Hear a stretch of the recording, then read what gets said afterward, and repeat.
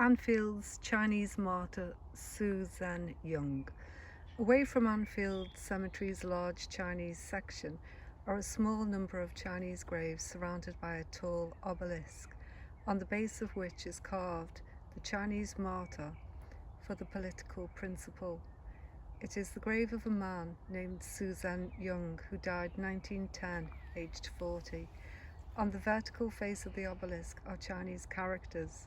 The story is that in 2010, a local man named Sid took photographs of the characters. Upon taking them to a Chinese chippy to ask for a translation, he was immediately told to leave, having inadvertently offended the gentleman. Further research shows that Young was a revolutionary who used several aliases to avoid capture. He worked to overthrow the Qing dynasty in China and replace it with the three principles: democracy, nationalism, and social justice. In 1898, he took part in an uprising which was brutally put down. He escaped and in 1904 planned to assassinate the Empress Dowager Cixi between the Forbidden City and the Summer Palace, but withdrew because of the high level of security. After blinding himself in one eye whilst manufacturing explosives, he came to the UK to raise funds and artillery for the revolutionary forces in China.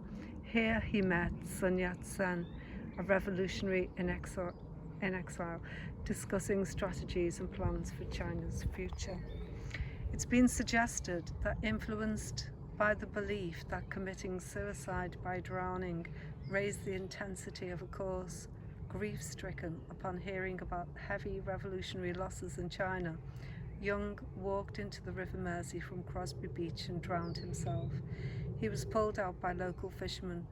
The Chinese characters on the obelisk roughly translates to "China plunge oneself into the sea to commit suicide, martyr's tomb of Yang Shujian."